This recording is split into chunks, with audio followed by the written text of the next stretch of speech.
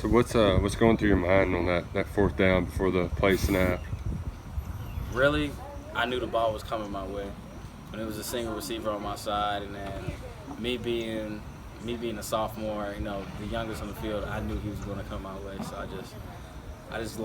I'm always locked in, but I really honed in on basically knowing what they were going to do and them wanting to get to the sticks. So basically just having a firm reroute and then just making the play. Do you know that offenses are gonna go after you more just because you are the young guy out there? Yeah.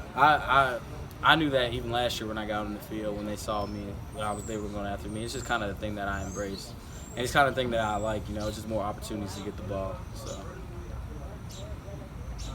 When you're out there, you guys, I asked Condre about this. Knowing what the offense is doing, what it can do this year, like it's not that you guys don't want to go out there and make stops, but does it kind of empower you, make you feel a little better, just knowing that the offense can come back and do some of the stuff it can do that maybe it wasn't able to do last year? yeah, and it also it gives us a spark. Like, okay, the offense just scored. The offense just got a first down. Now, let's basically be kind of let's try to one up the offense. It's kind of like a game within each other to me. So yeah. How difficult is it to remain, I guess, patient whenever a team just keeps going to the underneath routes kind of over and over again? I would say it is difficult, but during practice, we rep that over and over again, so we know eventually it's something's going to come, and it's just basically the reps that we get in practice, it basically helps us in the game. Basically, be okay, something's gonna come. Just be patient. They're gonna get some, but when it comes, it's gonna be your chance.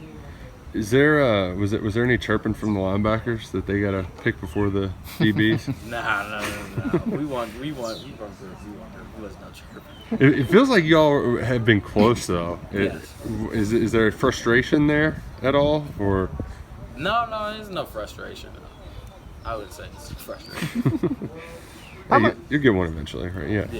I was gonna say, do y'all have like a running bet on who's going to get to come up with the first one, or who buys dinner for the guy that buys the first one, or anything? No. Within the DBs though, we got our own little competition. We still hunting for one, but within the corners, I would say.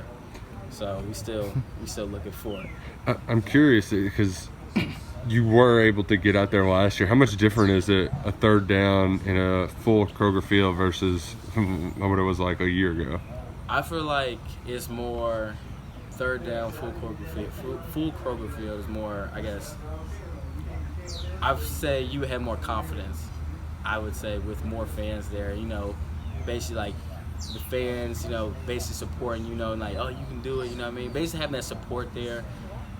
And only having half of it there last year is a big difference. How valuable is having that experience, 3 weeks in a row before y'all go on the road next week, just to be able to get that, build up some confidence? And it's great. I feel like the fans and the people on the sidelines and everybody, I feel like played a major role into that game.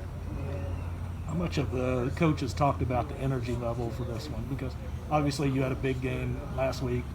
Night game, a team you wanted to beat pretty bad. Yeah. The great crowd. How do you get some of that energy back for this matchup at a noon kickoff? FCS team. Coaches he's preached energy, but we know within ourselves that we have every game. Doesn't matter who we play, we have to bring energy. So he hasn't really he spoke on it, but we know within ourselves and within a group that every game we're gonna play we're gonna play it's an SEC game. People say that, but human nature takes over sometimes. Yeah. You have to create little, challenges in your mind. But that's when leadership comes into hand, basically, and that's when we have leaders like Yusuf and Josh Pascal and all them. I feel like that will help. That helps us as well. How much? I assume that lends itself a lot for you. Being the only sophomore out there with the starting 11. Do you feel out of place, or do you feel like kind of? Do those guys help bring you along, pretty well? I don't feel out of place to myself. Really, I feel like, to be honest, I feel like I'm one of the older guys. I'm not, honestly, that's how I feel.